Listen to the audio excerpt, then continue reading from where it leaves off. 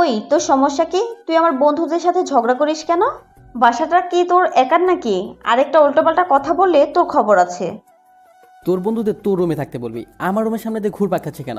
আর একদিন যদি তোর বান্ধবীরা আমার ফুল গাছের ফুল ছিঁড়ে, তাহলে তোর বান্ধবীদের চুল ছিঁড়বো, না হয় তোর চুল ছিঁড়বো। কি? তোর এত বড় সাহস? তুই আমার চুল ছিঁড়বি? দাঁড়া, দেখাচ্ছি মজা। কি করবি? তোর কোনো কিছু এখন কাজ করবে না। আপু নিজের হাতে চুলগুলো এলোমেলো করে চিৎকার দিতে শুরু করলো। পাশের রুম থেকে আম্মু এলো। কি হয়েছে? কাঁদছিস কেন? তোমার ছেলে আমাকে মেরেছে। মিথ্যা কথা, আমি মারিনি। আম্মু, আপু নিজের হাতে চুলগুলো এলোমেলো করে আমার উপর দোষ চাপানোর অপচেষ্টা চালাচ্ছে। এই, তুই কোন দিন মানুষ হবি? তোর বড় বোনকে তুই মারিস? আজকে তোর খাবার বন্ধ। খাবো না, যাও। আমার কথা সত্য, অথচ আমার কথা বিশ্বাস করো না। তোর আজকে খাবার বন্ধ। আমার এখন কাজ আছে, আমি কিচেনে গেলাম। আনিশা, তুই আমার সাথে রান্নাঘরে চল। যাও, কোনো ব্যাপার না। আপনারা তো কিছুই বুঝতে পারছেন না মনে হয়। আমি আমিরুল, বাবা মায়ের আদরের সন্তান নাকি শাসনের সন্তান তাই বুঝি না। আপুর নাম তানিশা, সব কিছু দখল করে আছে। বাবা ব্যবসা করে, সংসারের মাথা হলো মা। মায়ের কথাই শেষ কথা, বাবা নাকি মাকে ভালোবেসে বিয়ে করেছিল, বাকিটা ইতিহাস। বাসা থেকে বের হয়ে বন্ধুদের নিয়ে আড্ডা দিচ্ছি। আমার কয়েকটা বন্ধু আছে, বন্ধু বললে ভুল হবে, এরা সব কয়েকটা এক একটা কলিজার টুকরা। কিরে মামা, কি হয়েছে? মন খারাপ নাকি? ধুর, এইটা কোনো জীবন হলো নাকি? কলেজে শাসন, বাসায় শাসন, সব জায়গায় মহিলা আর মহিলা। এই জীবন আর রেখে লাভ কি বল? হরে আর বাঁচতে চাই না, আমার সব গার্লফ্রেন্ডগুলোও মেয়ে। আমার গার্লফ্রেন্ডগুলোও মেয়ে। হালের কথা বাদ দে তো, আমার সাথে মজা করিস নাকি? হালার ফহিনি কোন হালের? তোরা কি ছেলেদের সাথে প্রেম করতে যাস নাকি? তোর বালের কথা বাদ দে। আজকে মহিলাদের উপর রাগ করছিস কেন সেটা বল। সবটা খুলে বললাম। আরে আমি আজকে কোনোভাবে সাহায্য করতে পারবো না। আজকে আমার অবস্থাও একই রকম। বাসায় কে যেন বলে দিছে আমি মামার মেয়ের সাথে প্রেম করি। মা অনেক ক্ষেপে গেছে। সাহিদ, পেটে টান পড়েছে, কিছু খেতে হবে রে। আমি বেঁচে থাকতে তুই না খেয়ে থাকবি না। দাঁড়া, আমি তোর জন্য খাবার আনছি। 5 মিনিট পর এক গ্লাস পানি এসে বলে, এই টাকা, গলাটা ভিজিয়ে নে। এইটা কি? এটা বিশুদ্ধ পানি, খাইলে শরীরে একটু জোর পাবে। সাইদা বেশি রকম হয়ে যাইতেছে কইলাম। আমি জানতাম এমন কিছু হবে। সাইজ খাওয়াবে তোরে। ওর 14 গোষ্ঠী কিপটুস। তোরা থাক, আমি গেলাম। চল দোকানে গিয়ে খেয়ে আসি। চল। তারপর তিনজন মিলে খাওয়া দাওয়া করলাম, চা রুটি আর কেক। আমার ফোনে টাকা নাই সাইদ, তোর ফোনটা একটু দে তো। কি করবি? বেশি টাকা নাই, 1 মিনিটের মধ্যে শেষ করবি। আরে বেটা দে, তুই চাইলেই দিয়ে দিব। তারপর মোবাইলটা দোকানদারকে দিয়ে বললাম, এই নেন মোবাইল, যখনই খাবারের বিল দিতে পারবে তখন মোবাইলটা দিয়ে দিবেন। আমি ওর কাজটা ঠিক করলি না। আব্বে শালা ক্ষুধা লাগছে, খাইছি। এখন আমাদের দুজনের জন্য নিজের এই সামান্য মোবাইলটা বন্ধক দিতে পারবি না? সাইদ, আজ থেকে তুই বন্ধুদের জন্য উদাহরণ হয়ে থাকলি রে পাগলা। আমরা জানি তুই তোর বন্ধুদের জন্য নিজের কিডনি পর্যন্ত বিক্রি করতে পারবি রে পাগলা। বালের কথা পরে বলিস, এখন আমার মোবাইল দে। তোর মোবাইল তো তুই চাইলেই দোকানদার দিয়ে দিবে। এমন সময় একটা মেয়ে দোকানে এসে বলে, মামা একটা আইসক্রিম দেন তো। আমিরুল, তুই গরম হয়ে গেছিস, ঠান্ডা একটা আইসক্রিম খা। আপে, আইসক্রিম আমি খাই না, আইসক্রিম খাই ফকিনির গার্লফ্রেন্ড। এই, তোদের সমস্যা কি রে? ওই ফকিনি, তুই তুই তুই কর বলি খারে। কানের নিচে একটা দিব, 2 ঘন্টা হা হয়ে দাঁড়িয়ে থাকবি। আপে শালি, তোর এত বড় সাহস, তুই আমার থাপ্পড় দিবি? তার আগে তোর পাত্তি নিবাই দিব। এই ছেমরা, তোর সমস্যা কি রে? আর একবার উল্টাপাল্টা কিছু বললে চিৎকার দিব বলে দিলাম। তারপর মেয়েটা চলে গেল। এভাবে ঘোরাফেরা করে রাতে বাসায় গেলাম। সারাদিন কই ছিলি? জাহান নামে গিয়ে দরজা বন্ধ করে লাইট অফ করে ঘুমিয়ে আছি। 10টার দিকে মা ডাকছে খাবারের জন্য। খাবো না, তুমি খাও, আর তোমার মেয়েকে খাও। এখন খেলে খা, না খেলে সারা রাত না খেয়েই থাকতে হবে। আসতেছি। তারপর খাওয়া দাওয়া শেষ করে সাদে গেলাম। সাদে গিয়ে দেখি আপু দাঁড়িয়ে আছে। ইচ্ছা হচ্ছে কয়েকটা দেই, তাই গিয়ে পিছন থেকে একটা থাপ্পড় দিয়ে বললাম, খিরে এত রাতে সাদে কি করিস? আমার থেকে ঘুরে তাকিয়ে বলছো, কোন শালারে? একটা চিৎকার দিলাম, মেয়েটাও চিৎকার দিল। ওই শালা, তুই আমাকে ফলো করতে করতে আমার বাসায় চলে আসছিস? লও ঠেলা, আমার পিছনে ফলো করতে করতে আমার বাসায় চলে আসছিস, আর আমাকে বলছিস আমি তোর মতো ছেলেমেয়েদের ফলো করি না, যা ভাগ। এমন সময় আপু সাদে আসলো। কিরে, কি হয়েছে? দেখ তো, সেই কখন থেকে ছেলেটা আমাকে ফলো করছে। ওই ফহিন্নি, মুখে লাগাম দে। আমি তোর ফলো করবো কেন? তুই আমাকে ফলো করছিস। তোরা থামতো, তোরা কেউ কাউকে ফলো করিসনি। দেখ তানিশা, এই ছেলেটার কথাগুলো সুবিধা লাগছে না। আরিফা, এটা আমার ছোট ভাই আমিরুল। আর আমিরুল, এটা হচ্ছে আমার বান্ধবী আরিফা। আরিফা আজ থেকে আগামী 1 মাস এখানেই থাকবে। এক তোর জ্বালায় বাসা থেকে বাইরে থাকতে হয়, আর নতুন একটাকে আনছিস। আমার সাথে না পেরে এখন বান্ধবী আমার পিছনে লাগিয়ে দিয়েছিস। এটা তোর ভাই দুনিয়ার বদমাইশ, রাস্তায় আমার সাথে ঝগড়া করেছে। আমি একদম চুপ। কেন জানুক তুই কেমন ভালো ছেলে পরিবারের জানা দরকার। আর একটা কথা বলে কিস করে দেবো বললাম। ওই কুত্তা, তোর মুখে থুতু দিব বলে দিলাম। পারলে ঠেকাইস। তারপর আমি আমার রুমে চলে আসলাম, আর ওরা ওদের রুমের ভিতরে গিয়ে তানিশা আপু আর আরিফা আপু কথা বলছে। তোর ভাই এত খারাপ কেন রে? ওই, তুই আমার ভাইরে খারাপ বলছিস কেন? দেখলি না কেমন করে কথা বললো? সকাল থেকে আমার উপর রাগ করে আছে, মিথ্যে অভিযোগ দিয়ে সারা দিন না খেয়ে রাখছি, তাই আমার রাগ তোর উপর ঝাড়ছে। তোর ভাই কি সব সময় তোর সাথে এমন করে নাকি? সব সময় না, যখন আমি খোঁজা দেই তখন এমন করে। বাহ, বেশ ভালো তো। ইস, যদি আমার একটা ভাই থাকতো। তোদের ঝগড়া থেকে আমারও ঝগড়া করতে মন চাইছে। আগামীকাল আমি তোর ভাইয়ের সাথে ঝগড়া করব। ঝগড়া করার দরকার নাই, ঝগড়া করলে সারা দিন না খেয়ে থাকে। ও ঠিক আছে, তাহলে করলাম না। অনেক কিছু মিস করলাম রে। আচ্ছা, তোর বাবা মা কতদিন দেশের বাইরে থাকবে? আগামী 1 মাস। আমাকেও সঙ্গে যেতে বলেছিল, তবে আমার কাছে ভালো লাগেনি, তাই চাইনি। এই 1 মাস তোর সাথে থাকবো। ঠিক আছে, কোনো সমস্যা নেই, তোর যতদিন মন চায় ততদিন থাক। তবে আমিরুলের কথায় কিছু মনে করিস না। আর হ্যাঁ, এখন থেকে আমিরুলের সামনে তোকে কেউ কিচ্ছু বলতে পারবে না, এইটা আমি গ্যারান্টি দিতে পারি। আমিরুল যার সাথে ঝগড়া করে সে হয় আমিরুলের বন্ধু হয়, না হয় চরম শত্রু। বেশ মজার তো। আচ্ছা, এখন ঘুমা। সকালবেলা মনে হচ্ছে আমারও অনেক বৃষ্টি হইতেছে, তাই ঘুমটা ভেঙে গেল। মাথায় আবার আগুন লেগে গেল। সকালবেলা ঘুমের আসল মজা মনে হচ্ছে কাঁচা খেয়ে ফেলি। কি রে ডাইনি, তুই আমাকে পানি দিয়ে ভিজিয়ে দিলি কেন? ওই, তুই এত ঘুমাস কেন? হারামি, তুই আমার স্বপ্নটাই নষ্ট করে দিলি। বাস্তবে তোর জ্বালায় একটা প্রেমও করতে পারলাম না। অনেক কষ্ট করে স্বপ্নে একটা মেয়েকে পটালাম, এখন বিয়ের কথা হচ্ছিল, তুই আমার বিয়েটা ভেঙে দিলি। দূর হয়ে যা আমার চোখের সামনে থেকে। ওই, তুই প্রেম কর, তাহলে আমার কোনো চিন্তা নেই। আমি চিন্তা করি তোর পাল্লায় পড়ে কোনো মেয়ের জীবন নষ্ট না করিস। আর শোন, মা তোকে ডাকছে, চলে আয়, দেরি করলে মা আসবে। যা, আমি আসতেছি। তারপর ফ্রেশ হয়ে মায়ের কাছে গেলাম। নাস্তা করে একটু তোর বাবার অফিসে যা। আজকে না খেয়ে তোর বাবা অফিসে চলে গেছে, খাবার নিয়ে যা। ঠিক আছে, দাও। খাওয়া দাওয়া শেষ করে বাবার অফিসে খাবার নিয়ে গেলাম। তুই খাওয়া দাওয়া শেষ করে আসছিস? তুমি খেয়ে নাও, আমি এখন কলেজে যাব। তারপর কলেজে চলে আসি। কলেজে এসে মিজান আর সাইদের সাথে বসে আড্ডা দিচ্ছিলাম। এমন সময় আপু ফোন করে বলল তাদের কলেজে নাকি আজকে অনেক ঝগড়া হচ্ছে। রাজনৈতিক দুই গ্রুপের মধ্যে চরম তোলপাড় সৃষ্টি হয়েছে, তাই কলেজ থেকে বাসায় ফিরে আসতে চাইছে, কিন্তু তারা দুজন অনেক ভয় পাচ্ছে। তুই অপেক্ষা কর, আমি আসি, তুই বাইরে বের হবি না, আমি বললে বারান্দায় আসবি। তারপর আপুর কলেজে গেলাম। গিয়ে দেখি বেশ বড় ধরনের ঝগড়া হচ্ছে। কোনো রকমের ভিতরে গিয়ে পিছনে গেট দিয়ে বের হয়ে আসলাম। তুই আসতে এত দেরি করলি কেন? দেরি করলাম কোথায়, মাত্র আধা ঘন্টা লাগছে। হয়েছে হয়েছে, এত কথা বলার দরকার নাই। তারপর আপু মোটরসাইকেলে উঠে বসলো, আর আরিফাও। এবার যাবি নাকি এখানেই দাঁড়িয়ে থাকবি? যাচ্ছি তো। তোর মুখটা অল টাইম করলার মতো তেতো থাকে কেন রে? তুই যে ছেলে ঘরে যাবি সেই ছেলে ঘরে গ্যাস বিল লাগবে না, তোর মাথায় হাঁড়ি পাতিল লাগলে রান্না হয়ে যাবে। আচ্ছা তানিশা, তুই তোর ভাইয়ের সাথে সব সময় এমন করে কথা বলিস কেন? তোর ফোন পাবার সাথে সাথে ও চলে আসছে আর তুই ওর সাথে ঝগড়া করছিস। কি অদ্ভুত মানুষ মাইরি তুই। এই ভেন্টিলেটার, আপনি আমাদের মাঝখানে আসেন কেন? ওই, আমি ভেন্টিলেটর মুখের মাঝে এত বিষ কেন? আমি তো তোমার পক্ষ নিয়েই কথা বলছিলাম। তারপর বাসায় চলে আসলাম। শোন, তোর জন্য কিছু টাকা রাখছি, তুই আমার কাছ থেকে নিয়ে নিস। কোনো মতলব আছে নাকি? থাক, নিতে হবে না। তুই ভিতরে যা, আমি আসি। তারপর আমি আমার রুমে গিয়ে সোজা আপুর রুমে গেলাম। আমি ভিতরে গিয়ে বসে আছি, এমন সময় আরিফা বাথরুম থেকে বের হয়ে আসলো। আমাকে দেখে একটা চিৎকার দিল, আমিও চিৎকার দিলাম। আপু বাথরুম থেকে বের হয়ে আসলো। কিরে, কি হয়েছে?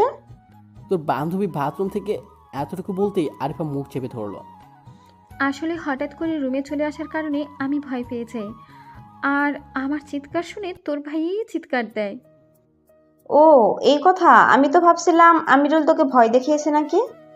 আপু, আমি আমার রুমে যাই রে, পরে আসবো। ঠিক আছে। আমি আমার রুমে এসে চিন্তা করছি এটা কি হলো। আমি যে আরিফ আপুর শরীরে অনেকটি দেখে ফেলছি। আমার এখন লজ্জা লাগছে। আমি আর আরিফাপুর সামনে যেতে পারবো না। একটু পর আমি আমার বাথরুমে গিয়ে গোসল করে বের হলাম। আমার গায়ে শুধু একটা 3/4। এমন সময় আরিফাপু আমার রুমে আসলো। রুমে এসে বলল, কোন মেয়ের রুমে যাবার আগে পারমিশন নেওয়া লাগে?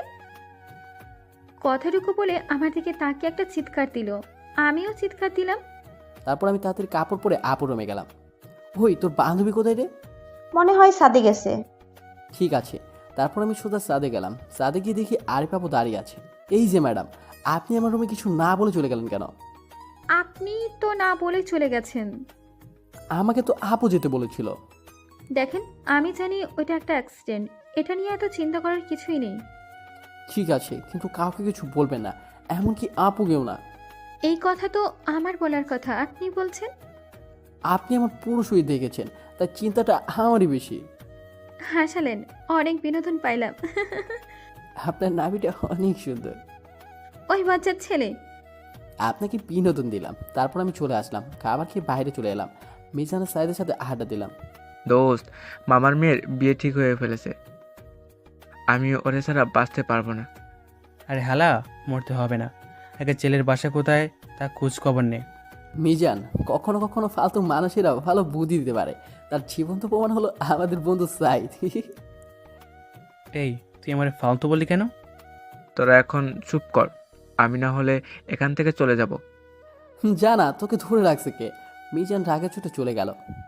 মিজান তো চলে গেল, এখন কি করবি? আমিও বাসায় চলে যাই।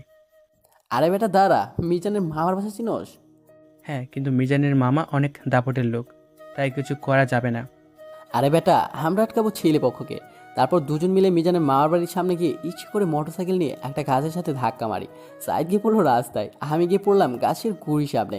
কিছুক্ষণের মধ্যে মানুষ জড়ো হতে লাগলো। সেটাই তো আমি চেয়েছিলাম। আমি জ্ঞান হারানোর নাটক করে পড়ে আছি। এই আমিরুল, কথা বল, কি হয়েছে তোর? তারপর সাইদ আমাকে নিয়ে মিজানের মামার বাড়িতে নিয়ে গেল। নিয়ে বলল, আমার দোস্ত মারাত্মকভাবে আহত হয়েছে, একটু পানি এনে দেন, ওর মাথায় ঢালবো। আমি মনে মনে বলি, শালা ভালোই কাজ করছে। তবে আমি যে হুঁশে আছি এইটা সাইদকে বোঝানো যাবে না। এমন সময় দুজন মহিলা বাসা থেকে পানি এনে দিল আর আমার মাথায় ঢালতে লাগলো। আমি মনে মনে বলি, আরো বেশি করে ঢাল। 5 মিনিট পানি ঢালার পর আমি নাটক শেষ করলাম। সাইদ, আমি কই রে? দোস্ত, তুই জায়গা মতোই আছস। আমার মোবাইলটা পাচ্ছি না। তারপর মিজানের গার্লফ্রেন্ডের কাছ থেকে মোবাইলটা নিয়ে আমি আমার নাম্বারে কল দিলাম। তারপর চলে আসলাম এলাকায়, এসে আড্ডা দিলাম। রাত 10টায় বাসায় ফিরে এলাম। এতক্ষণ কোথায় ছিলি? একটা মিশন শেষ করে আসলাম। আবার কার ঘরে আগুন লাগানোর চেষ্টা করছিস? নিজের ঘরে লাগাবো। ঠিক আছে ঠিক আছে, বাবার মতন হোস না। তাহলে সারা জীবন ধরে শুধু অফিস আর বাসা, বাসার অফিস দুটো নিয়েই জীবন শেষ করে দিবি। এখানে আবার আমাকে টানাটানি করছো কেন? মা, তোমাদের পার্সোনাল ঝগড়া তোমাদের রুমে গিয়ে করো। এই, তুই বড়দের মাঝে কথা বলিস কেন? বাবার মতন হয়েছিস, তাই না? এইটা কিন্তু ঠিক না। বারে বারে আমাকে কেন টেনে আনছো? আর আমার ছেলে আমার মতোই হবে, তোমার কোনো সমস্যা আছে?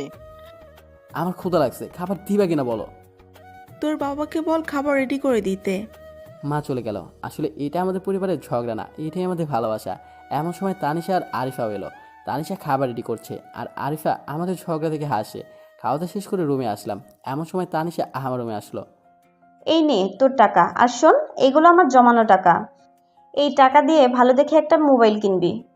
আমার মোবাইল তো ঠিক আছে, মোবাইল কিনে কি করব? আমার এক বান্ধবী একটা মোবাইল কিনেছে, ওই মোবাইলটা আমার খুব পছন্দ হয়েছে। আমি চাই তুইও ওই রকম একটা মোবাইল কিন। এটা কোনো কথা হলো? এমন সময় মোবাইলে কথা বলায় আমার মনে পড়লো মিজানের গার্লফ্রেন্ডের কথা। আপু তুই দাঁড়া, আমি একটু কথা বলে আসি, একজনের সাথে কিছু কথা আছে। তা কথাটা কি ছেলের সাথে নাকি মেয়ের সাথে? এই সাথে। কতদিন ধরে চলছে? কি কতদিন ধরে চলছে?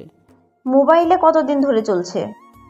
আপু আমার জন্য কথা বলছি না রে, মিজানের জন্য কথা বলছি। ওর গার্লফ্রেন্ডের নাকি বিয়ে, তাই বিয়েটা আটকানোর চেষ্টা করছি, এই আর কি। ও, তাহলে তুই কথা বল, আমি আসি। আর শোন, আগামীকাল মোবাইল কিনবি। ঠিক আছে। তারপরে সাদিকে কথা বলছিলাম, এমন সময় আরিফা সাথে আসলো। আমার কথা বলা দেখে আরিফা বলল, কার সাথে কথা বলে? গার্লফ্রেন্ডের সাথে। ভালো, তা আপনার বোন বলল আপনার কোনো গার্লফ্রেন্ড নেই। ঠিকই বলেছে, আমি আমার বন্ধুর গার্লফ্রেন্ডের সাথে কথা বলছি। তারপর মোবাইলে কথা বলে ছেলে সব খোঁজ খবর নিলাম। তারপর আরিফাকে বললাম, সরি কেন? দুপুরের আচরণের জন্য। কোনো সমস্যা নেই, ইটস ওকে। আপনি এত রাতে সাথে আসেন কেন? মা একটু পর কল দিবে, তাই ছাদে আসছি। ও, তারপর আরিফা তার মায়ের সাথে কথা বলল। আমি দাঁড়িয়ে আছি। কথা শেষ করে আরিফা আমার দিকে তাকালো। একটা কথা বলবো? বলেন। আপনি সব সময় আপনার পরিবারের সাথে এভাবে কথা বলেন কেন? আমাদের পরিবারের সবাই সবাইকে অনেক বোঝে, আর আমাদের ভালোবাসাটা এমনি। মা বাবা ভালোবেসে বিয়ে করেছে, তাদের দুজনের মধ্যে অনেক মিষ্টি ঝগড়া লেগেই থাকে। কখনো মায়ের অসুখ হলে বাবা তখন আর ঘুমায় না, আবার বাবার অসুখ হলে মা সারা রাত পাশে বসে থাকে। আর আমার আর আপুর ঝগড়া তো অন্যরকম, কখনো কিছু চাইতে হয় না। আপুর কোনো সমস্যা হলে আমি বন্ধুর মতো পাশে থাকি। আমাদের মাঝে কোনো সরি বা থ্যাংক ইউ নেই। আমাদের পরিবার সবাই অনেক ফ্রি। একজনের সাথে ঝগড়া লাগলে তাকে বেশি দোষারোপ করা হয়। গতকাল আপুর সাথে ঝগড়া হয়েছে, আজকে নিজের জমানো টাকা দিয়ে দিয়েছে মোবাইল কেনার জন্য। আমার মতে এইটাই আসল ভালোবাসা। ঝগড়া লাগবে কিন্তু রাগ করে কথা না বলার কিছু নেই। একদিন যদি বাসায় কারোর সাথে কথা না বলি, তাহলে হয়তো সবাই টেনশন করবে, কারণ তারা ভাববে আমি কোনো কিছু নিয়ে কষ্ট পেয়েছি নাকি। আচ্ছা, আপনার বাবা মায়ের মাঝে ঝগড়া লাগে না? না, বাবা সবসময় ব্যবসা নিয়ে ব্যস্ত থাকে, আমি মায়ের সাথে বেশি সময় কাটাই। তারাও যথেষ্ট পরিমাণ রোমান্টিক, এই বয়সেও ঘোরাঘুরি করতে পারে, তাই মা বাবাকে একা ছেড়ে আসছি। আর কাবাব মে হাঁটি হতে চাইলাম না, কিন্তু আমি একা বাসায় থাকবো, এই জন্য তারা অনেক চিন্তিত ছিলেন। তাই আমি তানিশার কথা বলে এখানেই আসছি, কারণ একা একা আমারও ভালো লাগে না। আমি প্রথমে ভেবেছিলাম তুমি অনেক ঝগড়াটে, কিন্তু এখন বুঝলাম তোমরা সবাই আসলে ভালোবাসার ঝগড়া করো। আচ্ছা, এখন ঘুমিয়ে পড়ুন। হ্যাঁ, আচ্ছা, এখন কি ঘুমিয়ে পড়ুন। তারপর রুমে গিয়ে ঘুমিয়ে গেলাম। সকালবেলা ঘুম ভাঙলো আপুর পানির কারণে। এই ডাইনি, তুই আমার জীবনটা শেষ করে দিলি। তুই একটা সকালেও ঘুম থেকে সময় মতো উঠতে পারিস না। তাই বলে তুই আমাকে পানি ঢেলে দিবি? আমাকে একটা দিনও আরামসে ঘুমাতে দিবি না? ওই, এত বকবকানি শোনার সময় আমার নেই। ফ্রেশ হয়ে খাওয়া দাওয়া করে কলেজে নিয়ে যাবি। আমাকে কি তুই ড্রাইভার পেয়েছিস নাকি?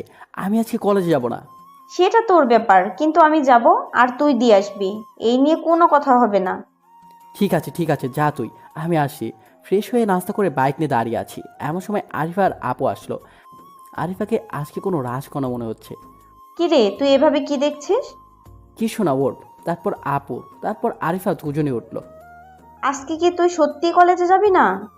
না, আমি কলেজে গেলে মিজানের অনেক বড় ক্ষতি হয়ে যাবে। কি ক্ষতি হয়ে যাবে? আজকে মিজানের গার্লফ্রেন্ডকে নিয়ে আসবো, তারপর ওদের বিয়ে দিব। এখানে কি পালিয়ে বিয়ের কথা হচ্ছে নাকি? আবাল কোন হানের, এতক্ষণ কি বললাম তাহলে? এই, তুমি তোমার আপুর সাথে যেভাবে কথা বলো সেভাবে আমার সাথে কথা বলবে না। কেন আমি এইভাবে কথা বলবো? আমি তোমাদের স্পেশাল মানুষ, কিভাবে? আমি তোমাদের মেহমান। ঢেঁড়স 2 টাকার মুরগি 10 টাকার মশলা। কি বললাম? বললাম আপনি অনেক ভালো, তারপর কলেজের সামনে গিয়ে নামিয়ে দিলাম। এখন কোথায় যাবি? শুভ কাজটা সেরে ফেলি। আমিরুল, একটা কথা বলি। বলেন। আমার না এসব দেখতে ভালো লাগে, প্লিজ আমাকে নিয়ে যাবে? আরে ধরা গেলে সর্বনাশ হয়ে যাবে, তখন আপনাকে নিয়ে পালাবো নাকি নিজের জীবন বাঁচাবো, কোনটা? আমি কি ভীতু নাকি?